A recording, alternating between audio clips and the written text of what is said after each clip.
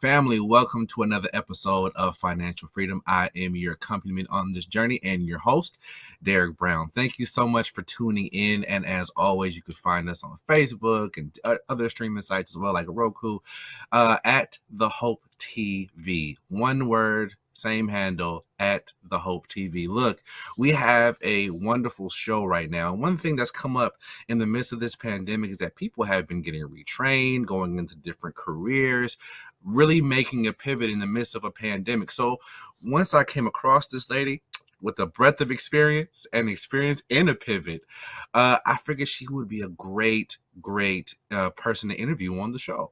And so we're going to be talking to a lady named Waukesha Stafford.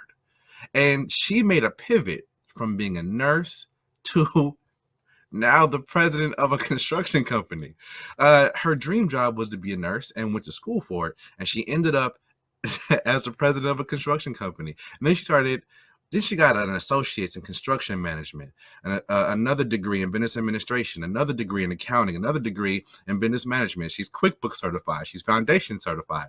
She is ready to go, but she's successful. She's intelligent, and she's someone we definitely got to hear from. Ladies and gentlemen, please welcome Waukesha Stafford. Hello there, Derek.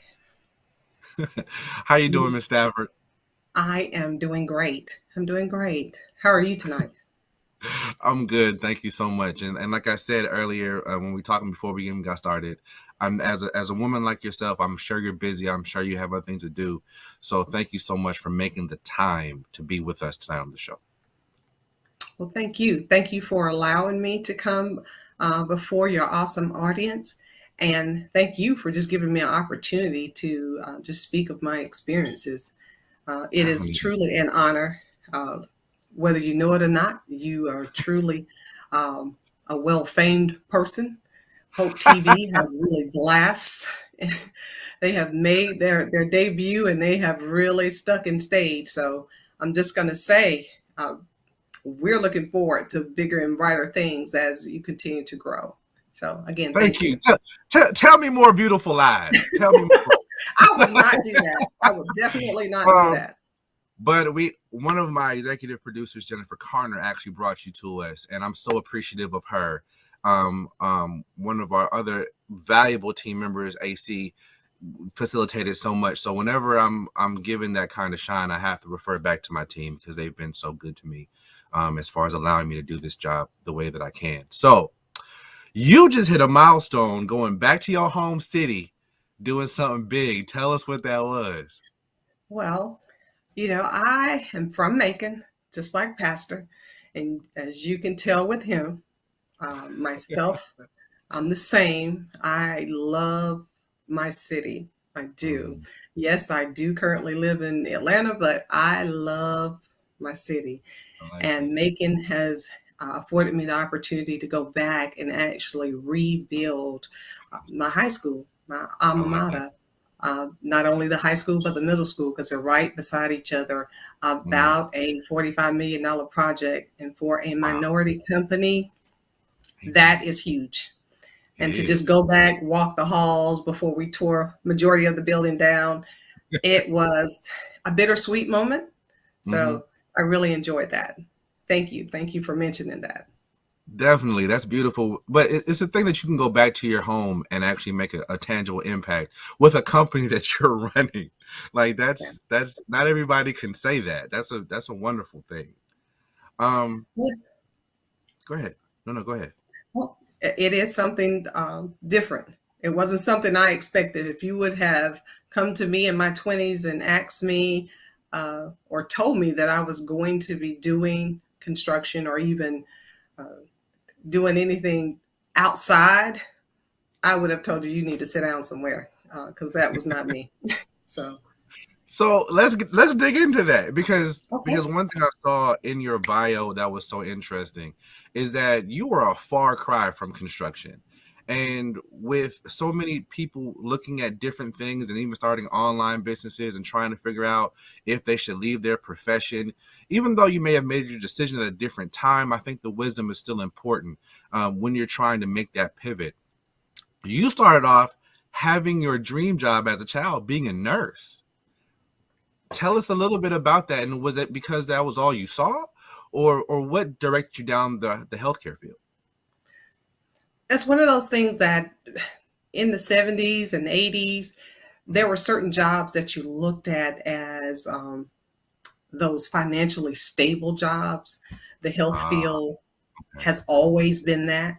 Yeah. Additionally, I've always been that caretaker, Mhm. attentive to people, attentive to detail, and I thought nursing fit that so well.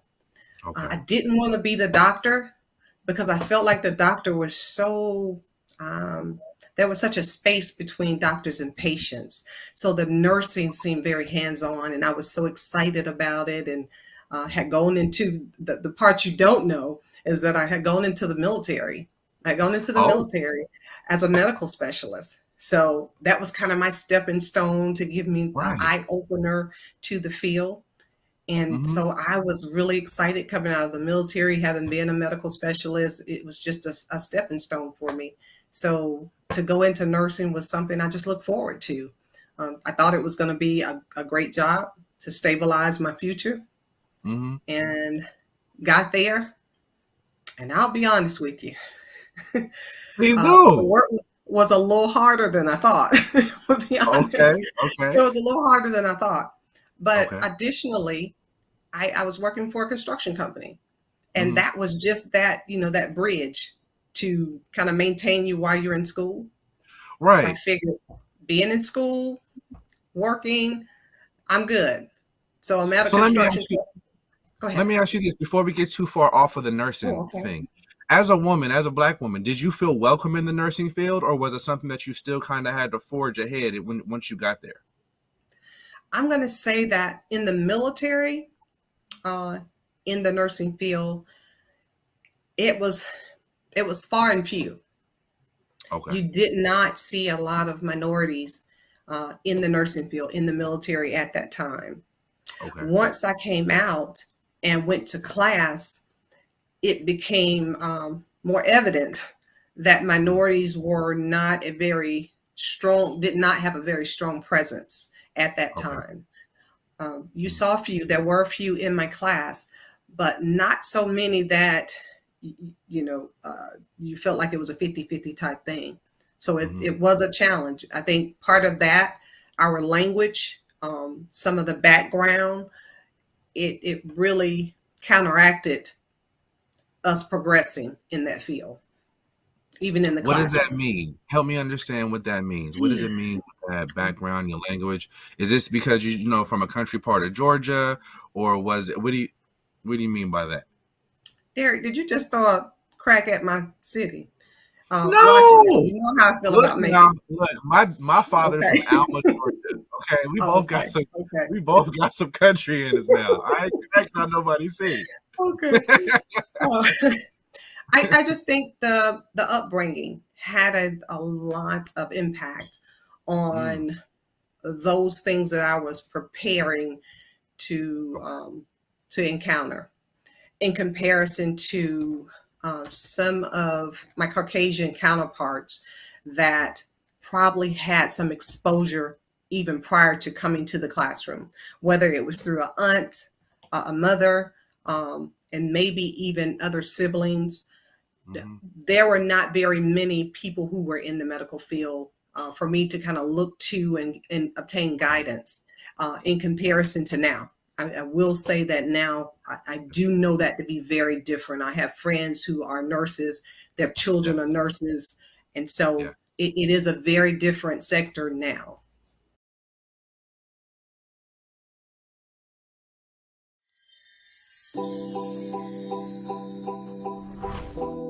Looking looking at those areas of how you became who you became, and then looking at what were all the influxes that interfered with all of the stuff.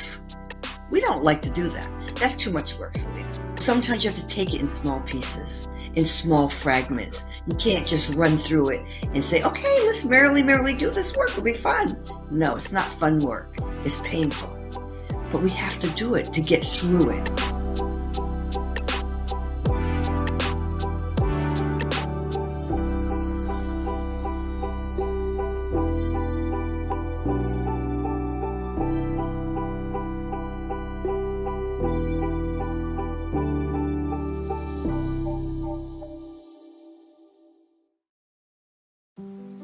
Hey, Dad.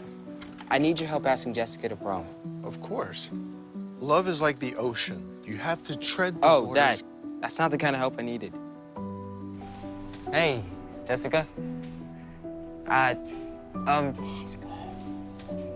Will you go to prom with me? Yes. You don't have to be perfect to be a perfect parent. Thousands of teens in foster care can't wait to share their first with you.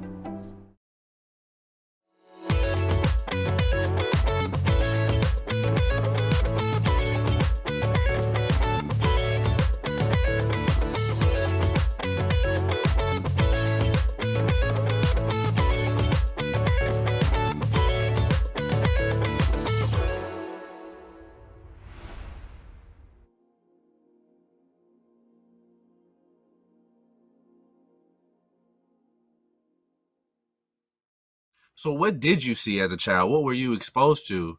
And how did you get from not even seeing the nursing part?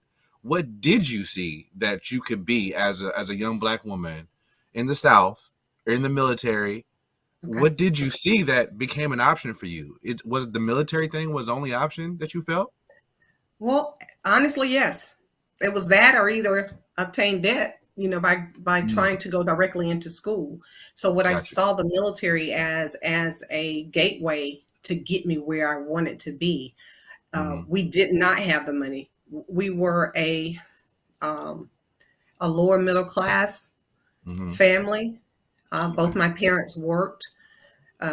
They worked in a factory, Brown and Williamson, which was the factory for Macon at that time.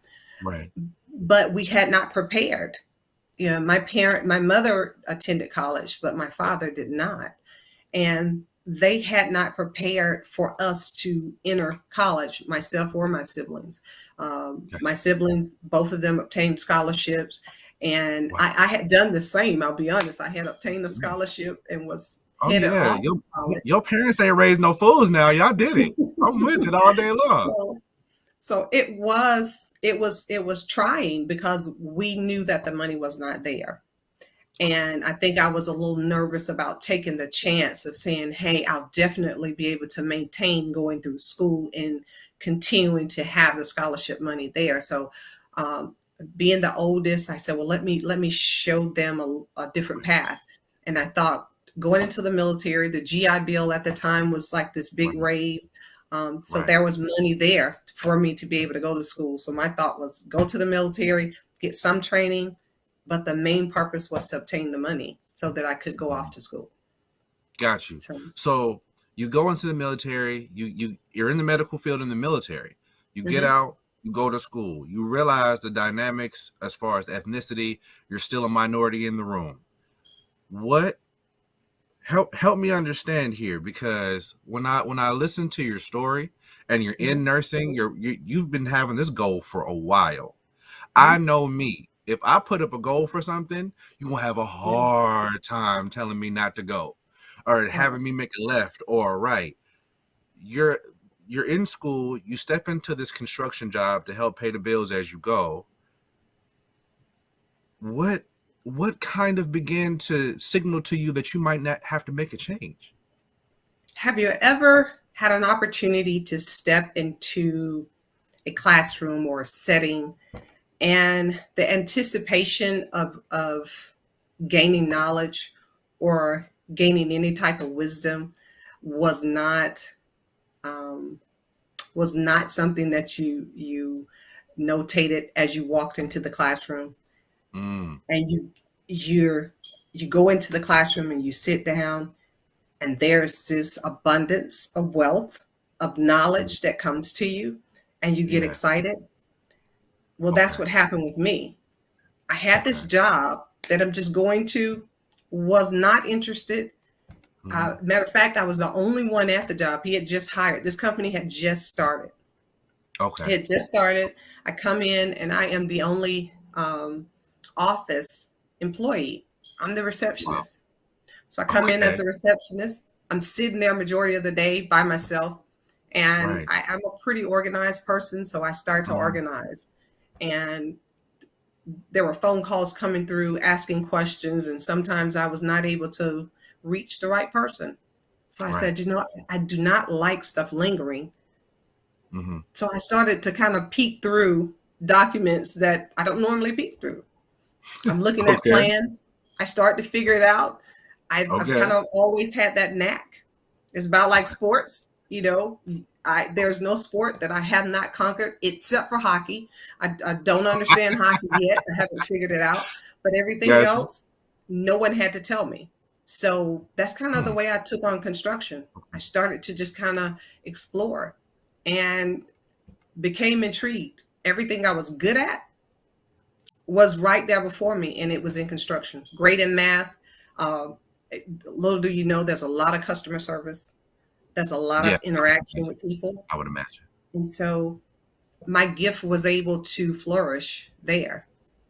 I was able to It's, nurture people. So yeah, it's interesting because your skill set, math, nurturing people, service to other people, that's a very strong nursing thing, but you didn't feel that same type of pull and interest in yeah, nursing, but you yeah, felt it in construction, a field right, that tends to be very male dominated. I can right. imagine you having feeling the same sense of minority in nursing that you have in Yeah. construction.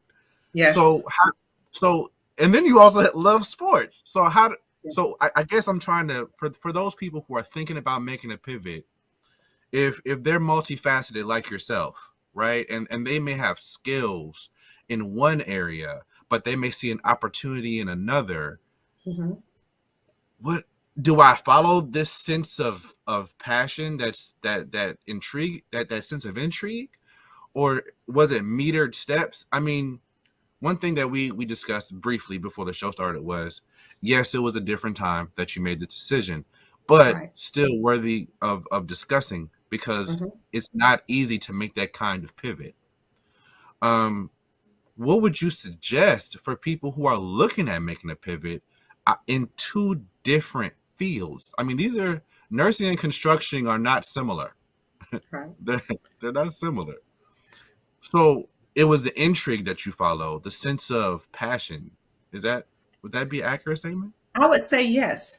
And Okay, on the surface, I would say nursing and construction doesn't appear to be the same. right. But in From the outside actuality, looking in, yeah, right. I'm gonna go to the construction terms. The foundation of it is Uh-huh. very much the same. We are Hmm. taking care of you. You're bringing your finances to us, your money to us, and saying, "Hey, we want this project." And I know you've heard of plenty of, whether it's through a show or whether it's through just personally encountering with someone Right. who has said, "Hey, I had a project at my home, and the gentleman really took me to the cleaners."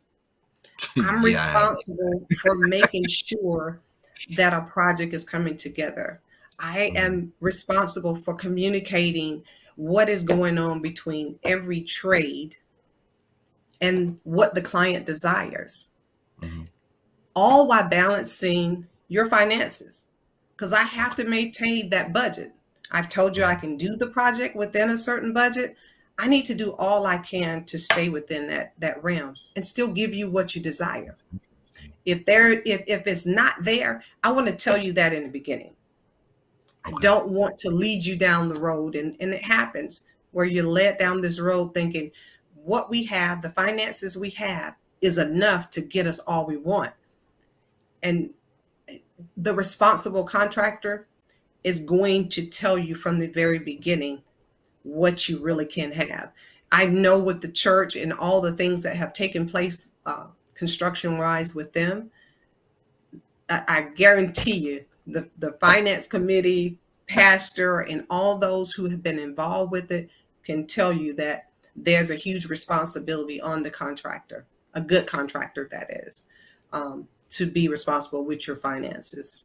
So let me say this before you go too much further. Okay. Because what I heard you say, and you correct me if I'm wrong, but there were transferable skills from nursing into contracting. Very much so.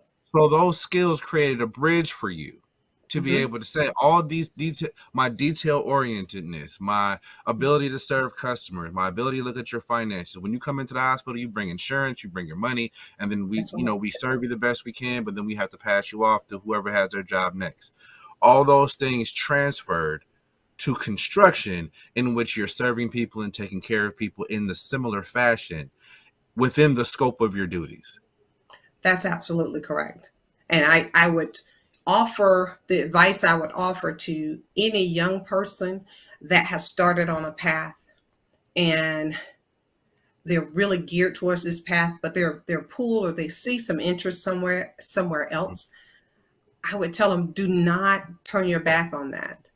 Don't turn your back on that. There's nothing wrong with exploring it. Okay.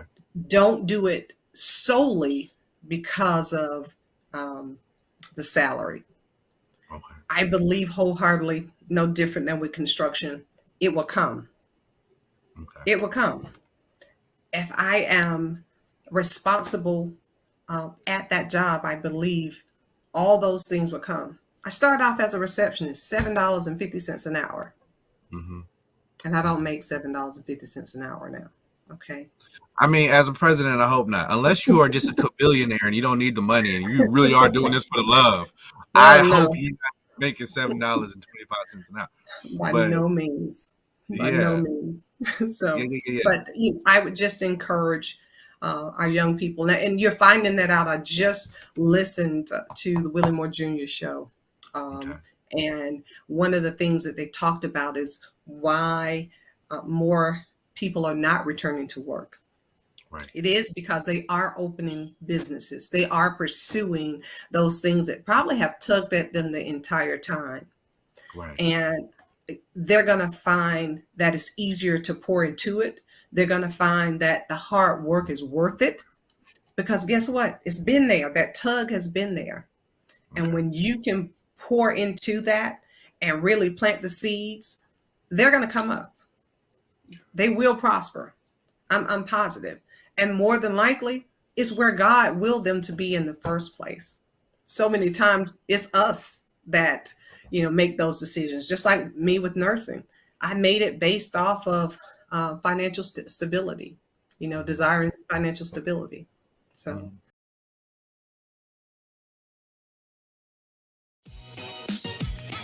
What's up, y'all? It's your boy Jermaine Dolly, Mr. Hello Dolly himself. And guess what? You're tuned in to Tea and Worship with my homies, Mignon and Corey. Keep it locked, y'all.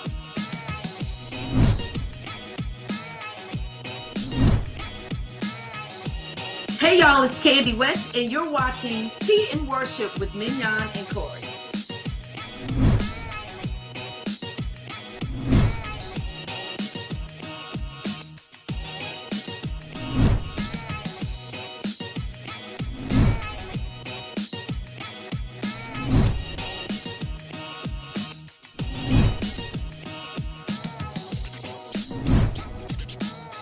It's your boy James Fortune, and you are watching my favorite news show, Tea and Worship, with my sis Mignon and Corey.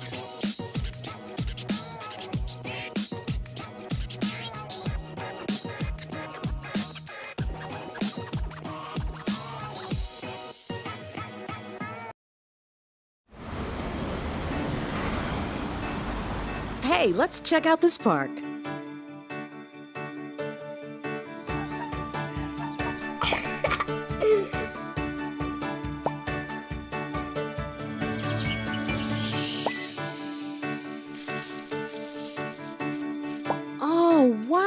That's really cool. To find a great local park or forest near you, go to discovertheforest.org.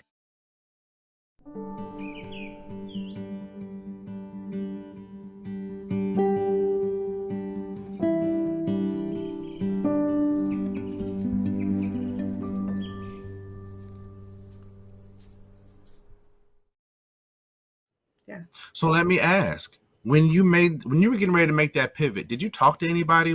Did you call your mama, your daddy, your sisters, anybody? I know you were the oldest. So was there Yeah. anybody that you were able to consult, or was it just like, I gotta do this thing. This feels right. I gotta, I'm just gonna do it, and I'll make it. Or was there anybody that you were able to consult? And would you encourage people in this generation to take that same kind of advice? I'll say this. I talked a lot with my boss, who is my board now. Okay, all right. I listened to his story, and he has an awesome testimony. Right. And he helped me to become at ease with making the decision, because I was concerned with what my mother would say. Do you know how much money you've spent, how much you've poured into this, and you're just going to walk away from it? And I had a mentor. She didn't know it. She didn't know she was my mentor. Okay. So I have to say, Got it. she had no clue. I just would go and just little tidbits. I looked up to her. She was already in the construction field. She was a super woman. She did not look like me. She did not look like me. Okay. And so I did kind of, I took these moments to just pluck at her a little bit. Okay. And it wasn't until right before my appointment as president that she said to me, I saw it in you so very long ago. And she said, that's why I took the time to actually pour into you. So I would also suggest that let us not get too wrapped up in where the mentorship is coming from. And I just look at who's willing to pour into us, who's willing to, and of course, I didn't look at her just from the sole standpoint of her working in construction. I looked at her overall. Beautiful family, awesome husband, beautiful children. She was, and excuse me, the biggest thing is she loved God. I needed someone who was spiritually grounded too, because I was in a transitional moment too. So there were certain parameters that I started to look at. Didn't realize they were as important until later, but they were very important, because the advice that you receive from them usually is coming from their spiritual stance or their growth spiritually. So that made a huge difference for me too. Let me ask. So let me make sure I'm hearing you right. So you got ready to make this pivot. You took the time to talk to the people who were already there. One of them was the person who started the business, who is now your board. And, he gave you a little bit of advice, but it doesn't sound like he made up your mind for you at all. And then you got a mentor in that field, and you began to pluck gems from her after you kind of assessed that this person would be a healthy individual in your life. And then after you got that, it seems as if you kind of sat back a little bit more to kind of mull it over, and then you began to make more moves. And I have to add this, because the gentleman who is my board, he poured more into me. And when I say physically, he's the one that says, go get the degree in construction. Okay. He's the one that invited me to the meetings. And I'm going to use this term, and I hope I don't offend anyone. He brought me to the boys only meetings. So I had an opportunity to just listen and hear the conversations and hear how they were able to grow and even gain footholds in certain areas to be able to obtain those $40 million projects. Okay. Right. Because they don't just come. Trust me, they don't just come. They're structured in a manner to be able to push them into a certain company's lap. I like to say that. As much as we want to feel like it's a fair playing field and we can shape it and give you the picture of that, it's not always that way. So, but he really poured a lot into me as far as prepping me for what I would encounter. Mhm. And as a minority female in a male dominated Mhm. field, I needed every bit of preparation. I've always had a little thick skin, but my skin had to Right. become much thicker, trust me, um, uh, to be able to maintain who I am. So I would remind any young person, don't expect just because you have the mentor in place or you have Right. someone that's willing to walk with you that you're still not going to encounter. You will encounter some things. Mhm. It's the preparation, it's making sure that you're spiritually grounded and Mhm. understand that whatever he has for me is for me. It Okay. is for me. And I wouldn't do it solely for money. Okay. I love to encourage young people, don't do it solely for money because money may take you down alleys that you may not know how to turn around from or make a pivot as the word you used. Well, alleys So don't leave you a lot of room to pivot in the first place. they sure don't. They sure So don't. so speaking of that, one thing I also love, not only are you going back and building buildings in your home city, but you're also mentoring other girls, Yes. specifically looking at the Yes. construction industry. How Yes. important is it? And I hear it again in your story. How important is it was it for you to be able to see someone who took interest in you and even just another woman in the industry that was able to Mhm. kind of take you under her wing a little bit? Well, I'll say I am a part of a program called Magic, Mentoring a Mhm. Girl in Construction. I love Gotcha. this program because when I tell you, majority of the young ladies that's in this program looks like me, Mhm. and I am all about pouring into them. I have an opportunity to uh, kind of give them different facets Mhm. of the construction industry.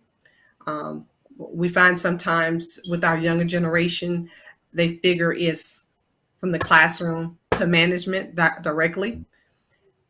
And I've expressed to them, taking each step really does help because Okay. it's going to help you, first of all, as a leader. So once you become that manager, you understand those that are around you in the steps that they're going through on a daily basis. Right. So to be able to mentor is one of those things that I think is vitally necessary for this next generation coming up. They are different in the sense that Google has become their friend, Right. mom and That's dad, you right. know. And don't get me wrong, I battled it with my own child, Mhm. where I have had to tell her, if you open up Google to answer one more question, Google and I are gonna have it out, and you won't see Google anymore. So, but it's one of those things to help them to understand that there is someone that's here that wants to help you. We're not here to hinder you. And so I think that's one of the things that we need to, um, as those who are in the field, in any field that is, go Mhm. back, talk to our young people, help them to understand the path that you've taken, but not only understand the path you've taken, but also express to them some of the other paths that are available to them because Mm. it's greater. There's no way I would have found magic in the 80s or the 90s. Okay. There were no females that I could put my hands on other than my mentor that was teaching and Mm. literally mentoring several young ladies at that time. So, Gotcha. That sounds like it made a huge impact on your life. Just having those people who could pour into you as well, so that when you pivoted, you didn't pivot just completely blind. You took steps right, to find people who could lead you and guide you, and you had to be coachable. And right, that's one thing I have heard before is that whenever you step on into a new level or a new place, you have to be okay with being an amateur again. So you that's may have right, had experience in the military as a nurse or a medical aide, and then you come out and go to school in a place where you're familiar, and then you step off into a completely new zone, and then you say, okay, I need somebody who can teach me something about these things. I need to be coachable, I need to be available, I need to be willing to learn, I need to be willing yes, to listen to this advice, I need to be that's willing right, to come into this space and know that this space is gonna have just as many challenges as the nursing, even though I'm more passionate about learning in this space. That's And right. I think that alone is incredible to your story, because many people would have dipped out. They would have left immediately when they hit that kind of resistance, especially in the time frame that you were doing it as a Black woman. Yes. That's nothing. That was nothing nice. So you deserve to be commended for that alone. Thank you. Thank you, Derek. Definitely. Yeah, Thank you. definitely. Thank you. Well, Thank you. look, for this episode, we're winding down a little bit. Tell Okay. us where we can find you and your company, so that anybody, if they got some construction needs, they can come to your Okay. business. Okay.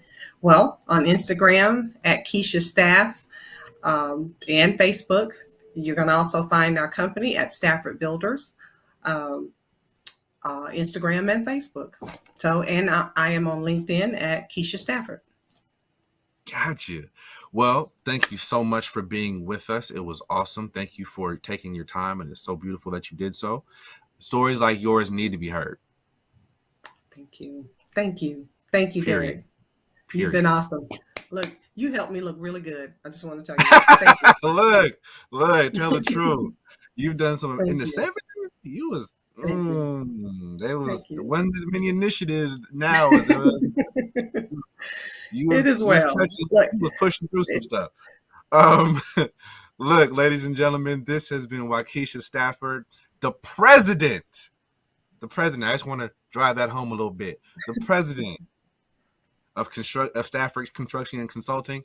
She is doing incredible things. Ladies and gentlemen, thank you so much for joining us. Please join us again, and we'll see you again next week. Other than that, be safe out there. Thank you.